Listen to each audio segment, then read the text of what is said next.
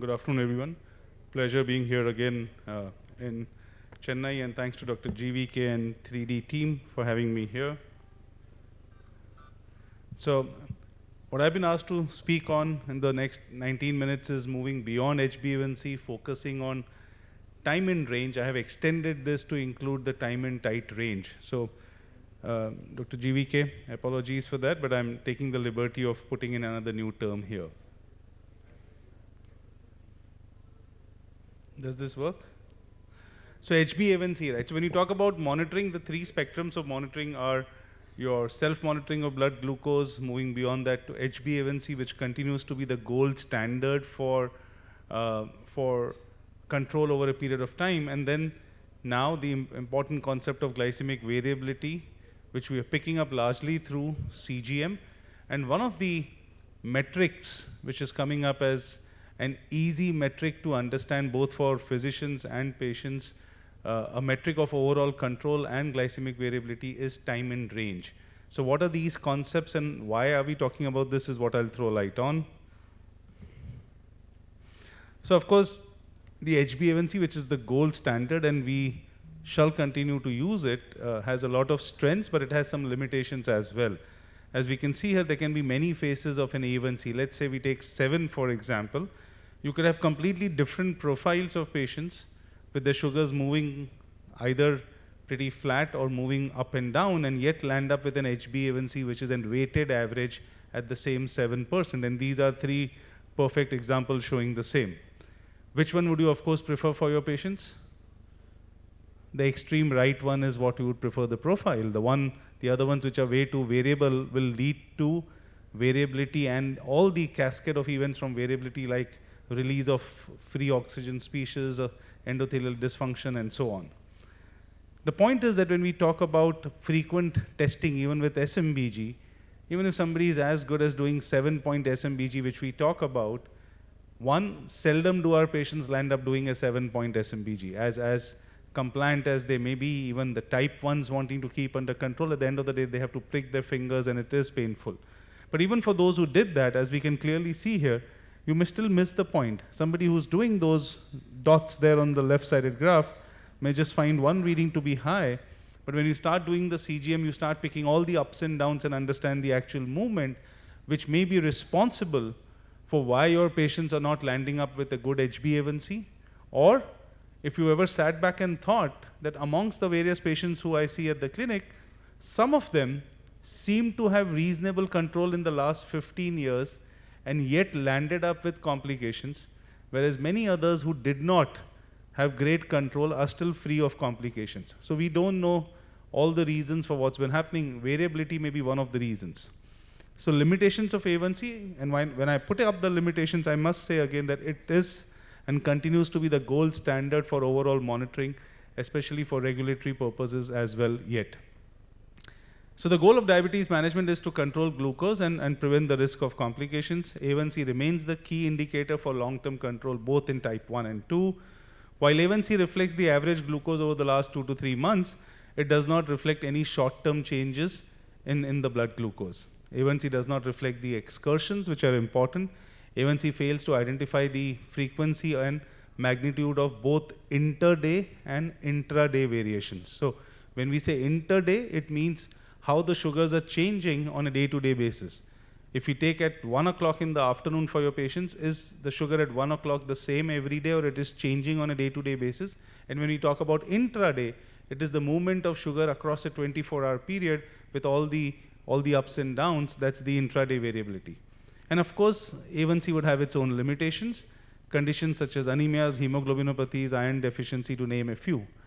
Also, when we look at the HbA1c, and if you ever get back into the history of HbA1c and the evolution of why we look at this figure as 7 and 6.5, there are actually ethnic differences in normal HbA1c of the population.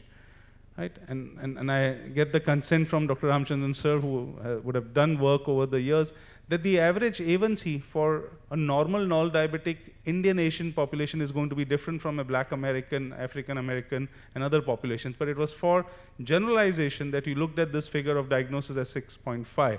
So it's not something which holds good for all the populations in any case. Now let me show some examples from the data that we have.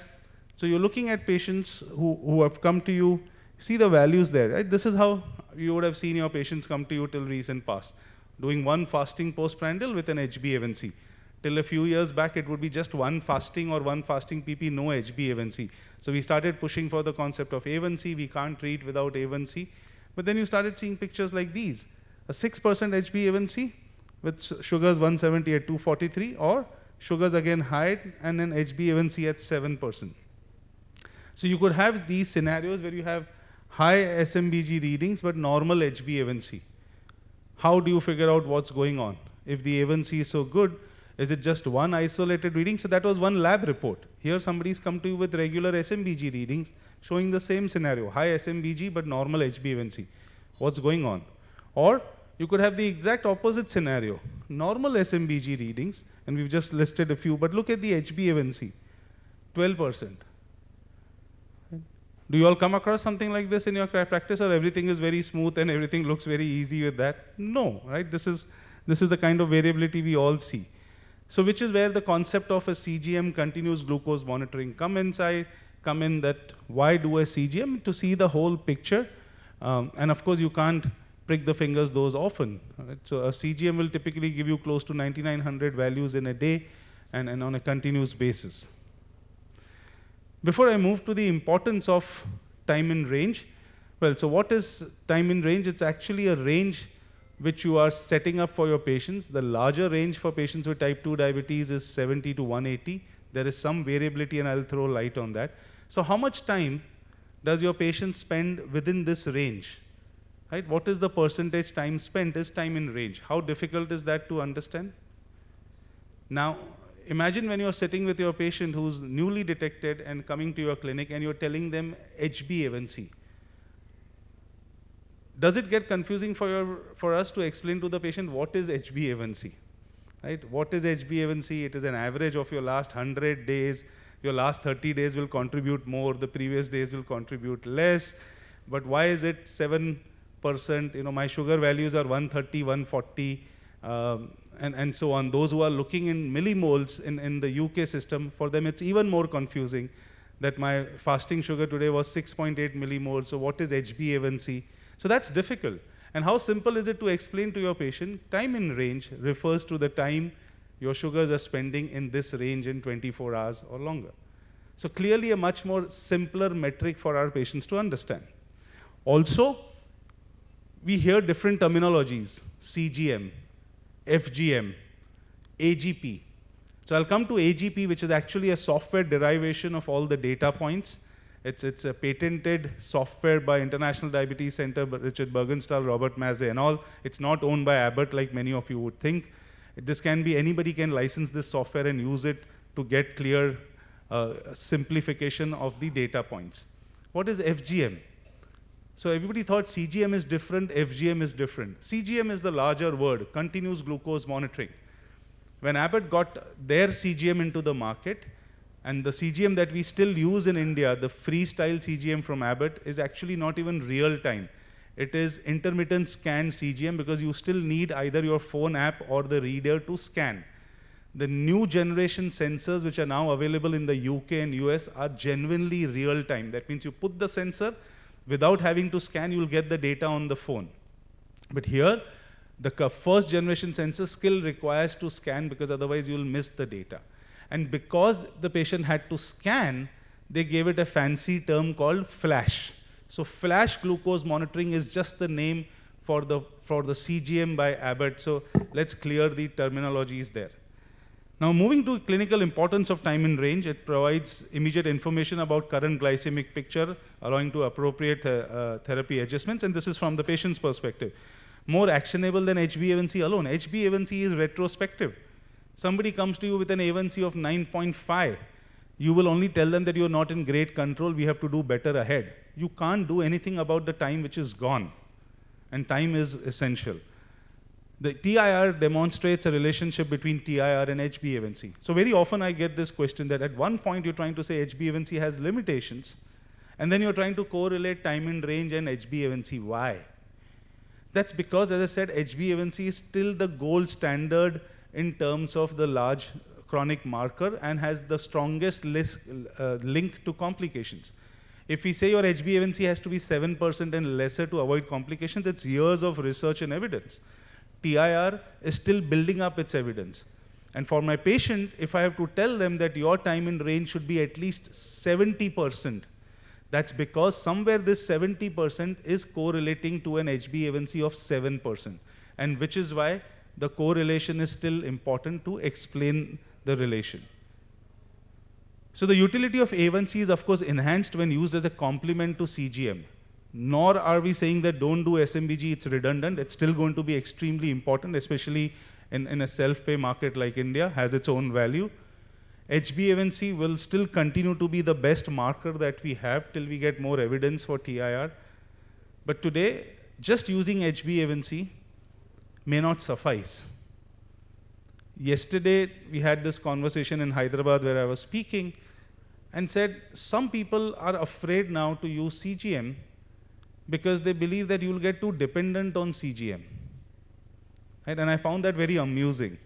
So there was a time that we've seen in the hospitals earlier that patients were treated with an occasional reading from the laboratory. Right? Most of us here who are in their 50s and above and trained 25, 30 years back, this is what the practice was. Even sometimes the values would not come. Yet the doctor would make some therapeutic change. Today I find it troublesome that how did we do it? Then came a time that when you started, all of us started doing HbA1c, which you all are doing. How many of you make a therapeutic change when patient comes to you with one fasting postprandial and without an HbA1c? Can I see some show of hands? How many of you are confident to make a change without looking at HbA1c, just a fasting and postprandial? Well, I don't see any hands raised. All of us will require HbA1c. Similarly, today, many of us, and yes, probably it's a limitation. I'm becoming more and more limited in my ability to practice diabetology. But today, for many patients, I refuse to make any intervention till I see the larger picture on the CGM, because I don't think I'm doing the right thing. It troubles me to think, how did I manage for the last 25 years? But that time we didn't have the technology.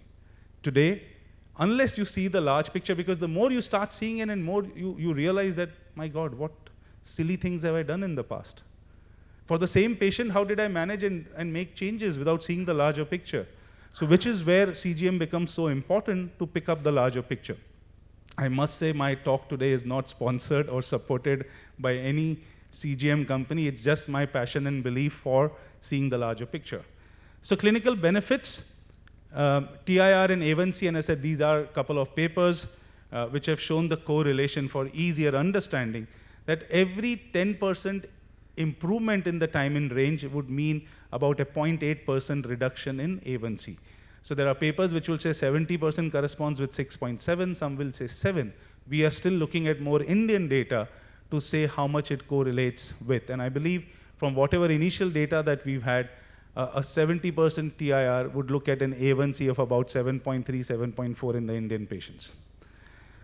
A decreased time in range is associated with increased long-term complications. These are all extrapolated analysis based on the DCCT data. We, of course, did not have CGM then. So which is why I said, though we are getting data saying TIR also has a link of complications, it's still emerging and not as concrete as the HbA1c data.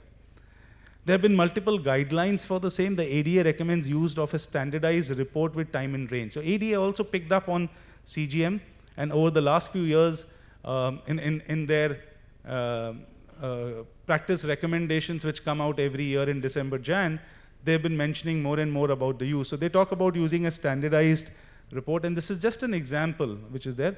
Every CGM company will have a different format, but most are now licensing the use of AGP because it simplifies the data.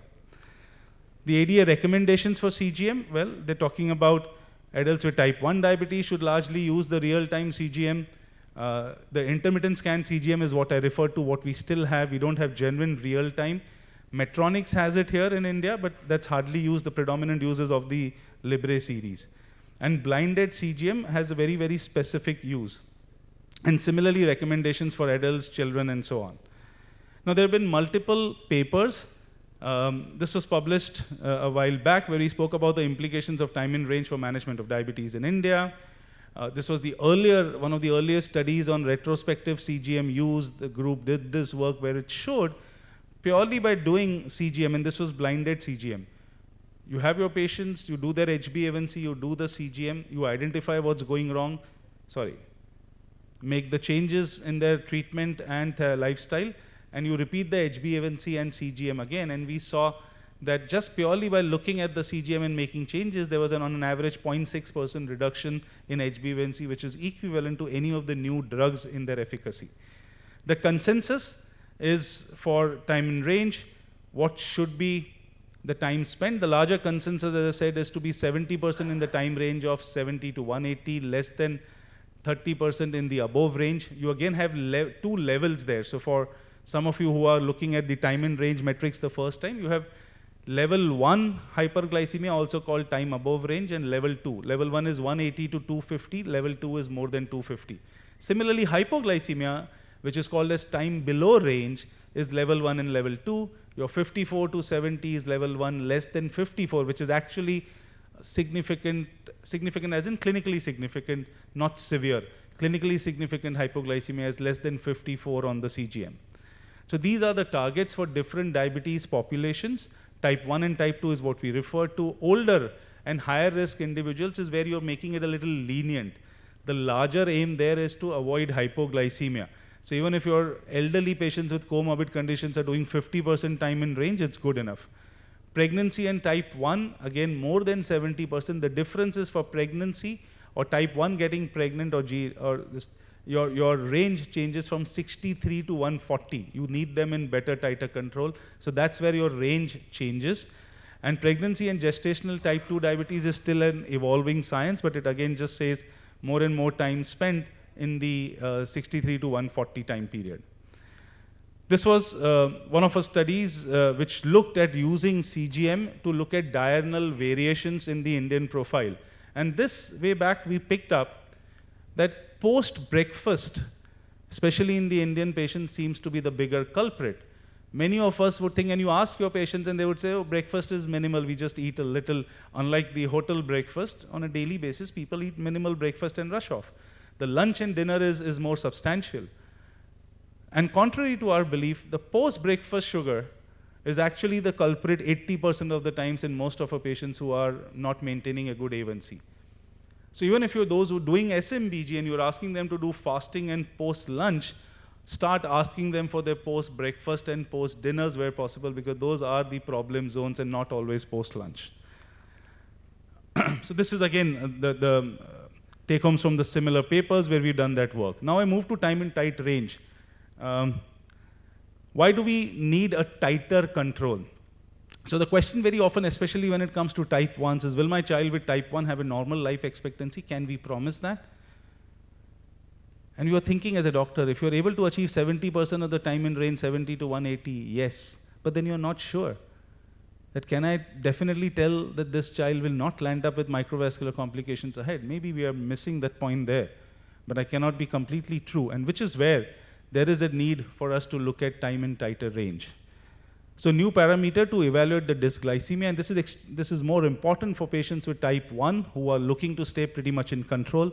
The type 1 diabetes patient community today is not happy with a 7%. They want to be at 6%, they want to avoid hypoglycemia. Many want to be at 5.7, they want to be as flat. They have the tools now. They have CGMs, they have automated insulin delivery pumps, they have DIY insulin pumps, and they want to do it all. Why not? So which is where you want to be looking at. And the other population where it's important is patients who are wanting to get into diabetes remission. You heard this wonderful talk by Professor Ramchandran about what is remission and their work much earlier on. But if you genuinely want, and you have patients who are keen and want to not move from pre-diabetes to diabetes, or even with early diabetes looking at remission, and you're doing CGMs for them, stop looking at time in range. It's not going to help. Make them look at time in tight range. That is what will push that individual to do better and stay below 140 most of the time. So why do we want to achieve this? Because the mantra of using CGMs and looking at AGPs is the profile should be FNIR. It should be flat, it should be narrow. Narrow means there is not much of inter-day variability, and it should be in range. In other terms, what we want is your patient not to have high exposure, that means avoid hyperglycemia. You want to reduce their variability, that means you want to reduce the inter-day variability, and last, you want to improve the stability of sugars, which is flat and in range. I'll take 2 minutes, sir, to finish this. So there is motivation to use time in tight range because it approximates normoglycemia, and especially in patients on insulin pumps, you should be looking at these targets. The different AGP readings that you can adjust. So this is an example on the left. You're looking at time in range. For the same patient, you're seeing that he or she is spending 46% in the time in range between 70 to 180, right? And the moment you just change the setting on the software and you change it to 70 to 140, it drops down to 26%. Your goal for time in tight range is about 50%. Time in range is 70%. Right? For many of you, this may seem as newer things, but start grasping this. This is what we are moving to worldwide and in India as well. It will not suffice to talk about HbA1c.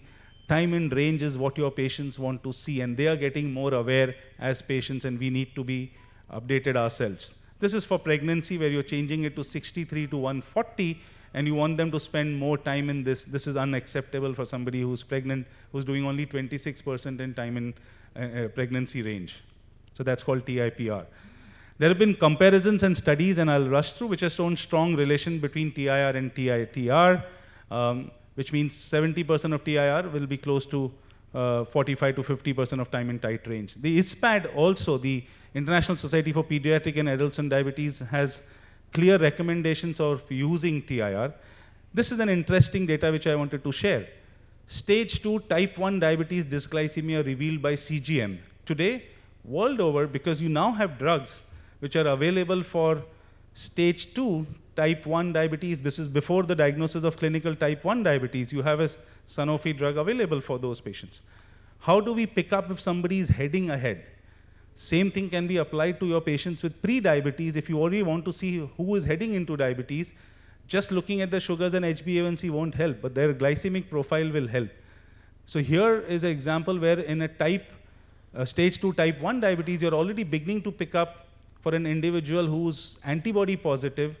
Sugars are a little on the higher side, not requiring insulin, but you're able to probably predict who amongst these will head to type 1 and who will not. So targets need to be achievable. Automated insulin delivery systems are a great thing for type 1 patients, of course, who can afford. The hybrid closed loop insulin pumps are a great changer. With basal bolus, most of them struggle, unfortunately. Of course, it saves their life, the insulin, but they do not do great control. So those who can afford, you should look at offering them the automated insulin devices. This is just a countrywide example of how the A1Cs and the time in range has improved in the countries which are using automated insulin delivery systems. The India map is also submitted, and we're not doing bad either, right? So finally, this is an example of patients who are using 780G.